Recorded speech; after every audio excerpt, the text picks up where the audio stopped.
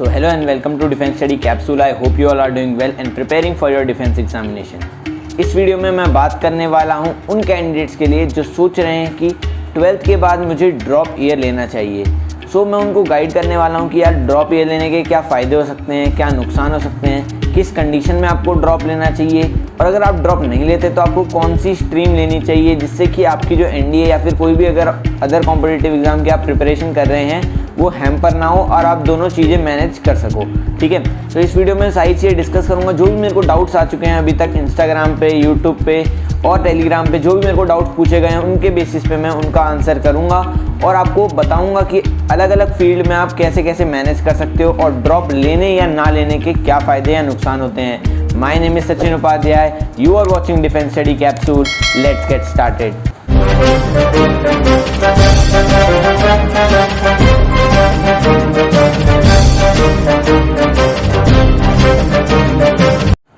सबसे पहले बात कर लेते हैं उन कैंडिडेट्स की जिन्होंने 12th 11th में कुछ भी नहीं पढ़ा और वो सोच रहे हैं कि यार अभी तक कुछ नहीं पढ़ा तो ड्रॉप लेना चाहिए और जो ये एक साल हमें मिलेगा उसमें हमें प्रिपेयर करना चाहिए एनडीए या फिर कोई भी अदर कॉम्पिटिटिव एग्ज़ाम के लिए।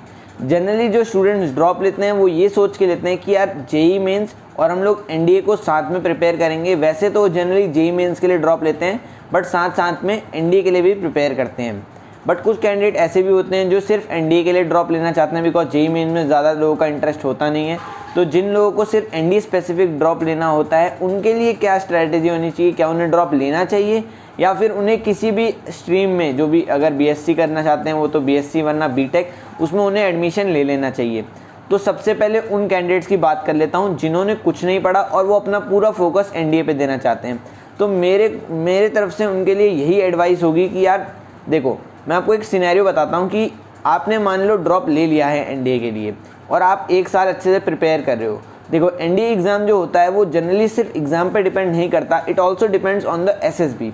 देखो अगर आप एनडीए की प्रिपरेशन कर भी लो मान लो और आपका एग्ज़ाम निकल भी जाए बट आपकी एसएसबी ना निकले तो आपका वो एक साल वेस्ट हो जाएगा।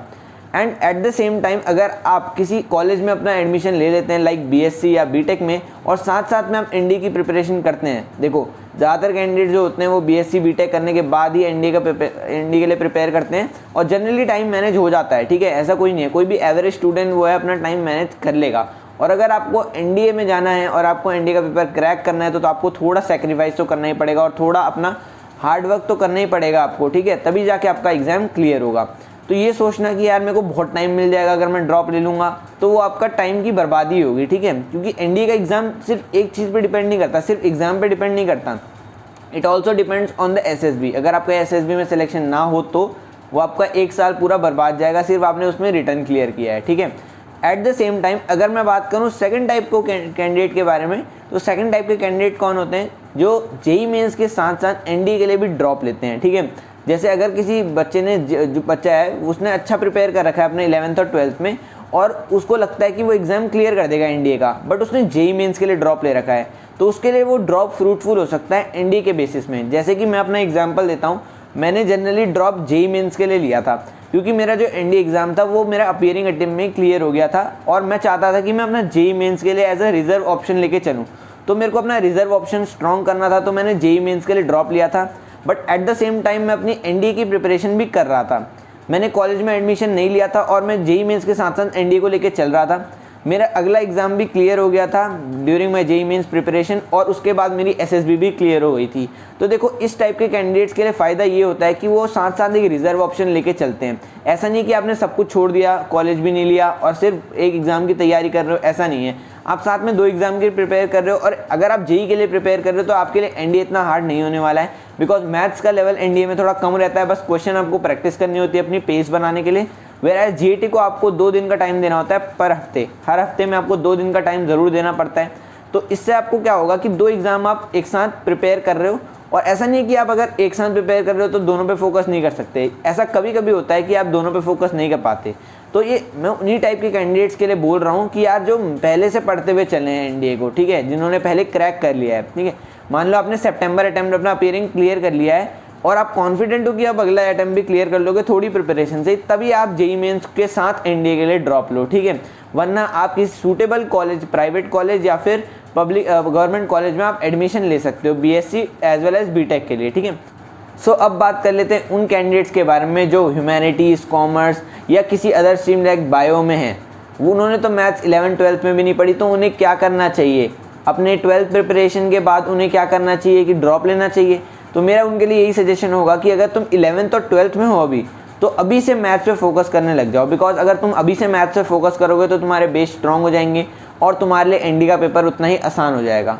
बट मान लो कि अगर तुमने 11th और 12th अपनी बर्बाद कर दी, मतलब एनडीए का कुछ पढ़ा ही नहीं, और तुम्हें 12th के बाद जाके पता लगा कि यार एनडीए का एग्ज़ाम भी होता है और उसमें मैं कर सकता हूँ अच्छा परफॉर्म, तो तुम क्या कर सकते हो कि तुम अपना एडमिशन ले सकते हो, लाइक बीए कर सकते हो, बीकॉम कर सकते हो, ठीक है, या अगर बीएससी के लिए भर सकते हो तो बीएससी भी कर सकते हो। और उसके साथ साथ एनडीए की कोचिंग ज़रूर लगा लेना, क्योंकि देखो तुम्हारे बेसिक स्ट्रॉन्ग नहीं है। अगर तुम खुद से पढ़ने जाओगे तो तुम्हें डबल टाइम लगेगा। बट मान लो तुमने कहीं कोचिंग लगा ली है किसी भी ऑफलाइन कोचिंग में, ऑनलाइन लगाओगे तो तुम्हें फिर समझ नहीं आएगा। तो मेरा यही एडवाइस होगी कि तुम लोग को अपनी ऑफलाइन कोचिंग लगवानी चाहिए और ऑफलाइन कोचिंग में जाकर अपने से ज़्यादा एफर्ट्स देने चाहिए कि रोज़ तुमने कुछ 100 क्वेश्चंस प्रैक्टिस करने हैं, जीएटी का भी प्रैक्टिस करना है, तभी जाके तुम्हारा एनडीए एग्ज़ाम क्लियर होगा। बट मैं ये नहीं कह रहा हूँ कि तुम्हें ड्रॉप लेना चाहिए एनडीए के लिए, बिकॉज अगर तुम एनडीए के लिए ड्रॉप लोगे तो वही फैक्टर आ जाएगा कि सिर्फ एनडीए एग्ज़ाम के लिए एग्ज़ाम नहीं होता, इसमें एक एसएसबी भी होती है जो कि एक one of the hardest interviews in the world है। तो आपको ये नहीं पता होता कि यार आप क्लियर कर दोगे कि नहीं कर दोगे, ठीक है। तो इसलिए मैं ये प्रेफर करूँगा कि तुम लोग एडमिशन ले लो बट ऑफलाइन कोचिंग लगा लो, ताकि तुम्हारा जो प्रिपरेशन है वो अच्छे से चलती रहे और तुम्हें ये सेटिस्फेक्शन हो कि यार मैं बीए तो कर ही रहा हूँ एज अ रिजर्व ऑप्शन। तो ऐसा नहीं कि तुम्हारा पेरेंट्स का भी प्रेशर होगा, तुम अपना ग्रेजुएशन कंप्लीट कर रहे हो और साथ साथ में किसी एग्ज़ाम के प्रिपेयर कर रहे हो, तो तुम्हारे लिए ये आसान हो जाएगा कि एनडीए पर तुम्हारा क्लियर हो जाए। बस ये चाहिए कि तुम अच्छे से ज़्यादा एफर्ट्स दो अपने से। साइंस स्टूडेंट से थोड़े ज़्यादा एफर्ट देने पड़ेंगे बट एंड में रिजल्ट उतने ही अच्छे मिलेंगे, ठीक है। अब बात कर लेते हैं उन कैंडिडेट्स के बारे में जिन्होंने अच्छे से पढ़ रखा है अपनी क्लास 11th और 12th में और एनडी के पेपर के लिए बिल्कुल मतलब उनको पता है कि वो क्लियर कर देंगे, बट अपीयरिंग अटेम्प्ट क्लियर नहीं हो रखा है, बट उनको पता है कि यार वो क्लियर कर देंगे। क्या उन्हें ड्रॉप लेना चाहिए? तो मैं बताता हूँ कि उन्हें ड्रॉप लेना चाहिए कि नहीं लेना चाहिए। अगर उनके पास ये आखिरी अटैम्प्ट बचा है, उनकी एज आ गई है, 1 या 2 अटैम्प्ट बचे हैं उनके पास सिर्फ, तो हाँ उन्हें ड्रॉप लेने की सोच सकते हैं। वो ये नहीं कह रहा हूँ कि ड्रॉप ले लो, वो ड्रॉप लेने की सोच सकते हैं जिनके पास 1 या 2 अटैम्प्ट बचे हैं। बिकॉज यार उनके पास 1-2 अटैम्प्ट बचे हैं, अब अगर वो मतलब ग्रेजुएशन के साथ करते हैं तो उनके चांसेस कम हो जाते हैं, शायद उनका एग्ज़ाम ना निकले, ग्रेजुएशन में इतने बिजी हो जाएं कि उनका एग्ज़ाम ही ना निकले, ठीक है। तो अगर उनके 1 या 2 अटैम्प्ट बचे हैं और उन्हें एनडीए ही जाना है और उनको एनडीए से ही मतलब ज़्यादा प्यार है, तो उनको अटैम्प्ट मतलब अपना ड्रॉप के लिए वो ले सकते हैं। उसके बाद अपने अच्छे से प्रिपेयर कर सकते हैं, ठीक है। उसके बाद शायद वो ग्रेजुएशन भी कंप्लीट अपनी ग्रेजुएशन स्टार्ट कर सकते हैं नेक्स्ट ईयर से। तो अगर उनके पास 1 या 2 अटैम्प्ट बचे हैं तो वो अपनी ड्रॉप ले सकते हैं, वरना ग्रेजुएशन आप कर सकते हैं अपनी, ठीक है। अगर आपके पास 3-4-5 अटैम्प्ट तक मिनिमम है, आपके पास 3-4 अटैम्प्ट, तो आप आराम से ग्रेजुएशन करिए और ग्रेजुएशन के साथ ही अपनी एनडीए की प्रिपरेशन करिए। मान लिया आपका पहले अटैम्प्ट में नहीं होता तो शायद दूसरे अटैम्प्ट में हो जाए। और एसएसबी वैसे भी अनसर्टेन है, अगर आपका रिटर्न क्लियर भी हो जाता है तो शायद आप बाय चांस एसएसबी में ना हो पाओ। तो इसलिए मेरी यही एडवाइस होगी सबसे कि एक बार एनालाइज करके अपना ध्यान से समझ के अपने पेरेंट्स से एडवाइस लेके, अपने सीनियर से एडवाइस लेके, अगर आपको कोई डाउट है तो आप मुझसे पूछ सकते हैं टेलीग्राम में, इंस्टाग्राम पे या यूट्यूब कमेंट सेक्शन में कि मेरे को ड्रॉप लेना चाहिए कि नहीं लेना चाहिए। अपनी प्रेजेंट कंडीशन बता देना कमेंट सेक्शन में कि भैया मेरे को ड्रॉप लेना चाहिए कि नहीं, मैं तुम्हें एडवाइस दे दूंगा कि तुम्हें लेना चाहिए कि नहीं लेना चाहिए। सो बहुत सारे स्टूडेंट्स जो होते हैं वो मुझसे ये डाउट पूछते हैं कि भैया मेरे लिए कौन सा ऑप्शन बढ़िया रहेगा, अगर मुझे ड्रॉप नहीं लेना तो क्या मुझे बीएससी करनी चाहिए या मुझे बीटेक करना चाहिए। तो दोनों में ये कंफ्यूज रहते हैं कि यार बीएससी करूं या बीटेक करूं, बिकॉज दोनों में ही बहुत सारे ऑप्शंस होते हैं, अलग अलग चीज़ें, इनके प्रोज एंड कॉन्स होते हैं। तो दोनों को आपको ध्यान रखते हुए अच्छा डिसीजन लेना चाहिए ताकि आपका जो फ्यूचर रिजर्व ऑप्शन है वो भी स्ट्रांग हो सके। सबसे पहले हम लोग बात कर लेते हैं बीएससी के बारे में। तो बीएससी 3 साल का कोर्स होता है। आप BSc maths honours, physics honours या सिंपल बीएससी भी कर सकते हैं।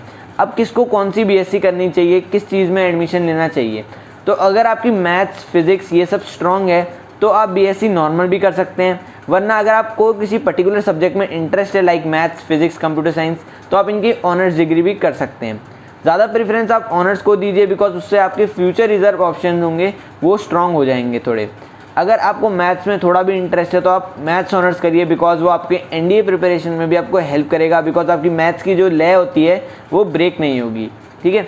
तो मेरा ये ऑप्शन होगा कि अगर आपकी मैथ सही है तो आप मैथ्स ऑनर्स के लिए जाइए, या फिर आप कोई और सब्जेक्ट भी ले सकते हैं, बट आपको अपनी प्रिपरेशन मैनेज करते हुए चलनी चाहिए। अब बीएससी करने का ये फ़ायदा होता है कि आपकी 3 साल में ग्रेजुएशन हो जाती है और आप अपनी सीडीएस के और अदर जो ग्रेजुएशन एंट्रीज हो सकती हैं वो भी दे सकते हो, ठीक है। एनडी के साथ साथ में आप प्रिपरेशन भी कर सकते हो, बिकॉज जो कोर्स होता है वो इतना ज़्यादा वास्ट नहीं होता और आपको टाइम मिल जाता है अपनी प्रिपरेशन के लिए। तो ये बहुत अच्छा ऑप्शन हो सकता है आपके लिए बीएससी। अगर आप पढ़ाई में वीक भी हैं तो भी आप बीएससी के लिए जा सकते हैं, नॉर्मल बीएससी के लिए, और साथ में एनडी की प्रिपरेशन करिए। ग्रेजुएशन के बाद आप जल्दी से सीडीएस की प्रिपरेशन भी कर सकते हैं।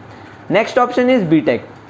अब बीटेक में क्या फ़ायदे होते हैं? बीटेक 4 साल की डिग्री होती है, तो देखो 4 साल तो एक बहुत लंबा टाइम है और आपकी जो एज है वो भी बढ़ जाएगी और आपको जो ग्रेजुएशन एंट्री में उसमें शायद कम अटैम्प्ट्स मिले, और 4 साल बाद आपको ग्रेजुएशन एंट्री आप दे सकते हो अपनी ग्रेजुएशन एंट्री। बट ये फ़ायदा होता है कि आपको जो बीटेक के बाद नई ग्रेजुएशन एंट्रीज मिलती हैं जो बीएससी वालों को नहीं मिलती, लाइक जो टेक्निकल एंट्रीज होती हैं लाइक टीजीसी, एसएससी टेक, ये सब आपको मिल जाती हैं, तो आप इनको भी दे सकते हैं और आपके इससे थोड़े अटैम्प्ट्स बढ़ जाते हैं। उसके बाद इसके फ़ायदे और क्या हो सकते हैं कि आपका जो रिजर्व ऑप्शन है वो बहुत ज़्यादा स्ट्रांग हो जाता है, बिकॉज जो बीटेक है उसके बाद आपको प्लेसमेंट मिल सकती है और आपको सीधा डायरेक्ट जॉब मिल सकती है अपनी ग्रेजुएशन के बाद, जो कि बीएससी में मिलना बहुत ज़्यादा मुश्किल होता है, ठीक है। तो बीटेक की ये एक अच्छी बात है। बट बीटेक का जो कोर्स होता है वो थोड़ा एडवांस होता है, उसमें आपको प्रैक्टिकल ज़्यादा करने पड़ते हैं और आपको जो थ्योरेटिकल पार्ट होता है वो भी बहुत ज़्यादा पढ़ना पड़ता है, तो उसकी स्टडीज़ थोड़ी हार्ड है। तो ये हो सकता है कि आप मैनेज ना कर पाओ अगर आप बिलो एवरेज स्टूडेंट हो तो बीटेक के साथ मैनेज करना एनडीए को थोड़ा डिफ़िकल्ट हो सकता है आपके लिए। बट मेरा यही सजेशन होगी कि अगर आपकी फिजिक्स केमिस्ट्री मैथ्स अच्छी है और आपको गवर्नमेंट कॉलेज मिल रहा है तो आप बीटेक ही करिए, वरना आपको प्राइवेट भी मिल रहा है तो आप प्राइवेट से भी बीटेक कर सकते हैं और अपनी साथ में एनडीए की प्रिपरेशन कर सकते हैं। इससे आप क्या कर सकते हैं कि एनडीए के लिए कोचिंग भी लगा सकते हैं ताकि आपको जो कोर्स है उसके साथ आप मैनेज करके चल सकें। उसके बाद आप 4 साल के बाद अपनी जो ग्रेजुएशन एंट्री है वो भी दे सकते हैं और जो टेक्निकल एंट्रीज हैं like TGC, SSC tech, INET entry, वो भी आप दे सकते हैं, ठीक है। तो आपके ये फ़ायदे हो जाते हैं बीटेक में। और अगर कोई और स्ट्रीम से हैं, कॉमर्स, ह्यूमैनिटीज़, तो आप बीए, बीकॉम ये भी कर सकते हैं। इनके साथ आप आराम से मैनेज कर सकते हैं अपनी स्टडीज़ को, ठीक है। So hope this video help you a lot. अगर अच्छी लगी तो subscribe to the channel, press the bell icon, share this video with your friends. तब तक के लिए जय हिंद।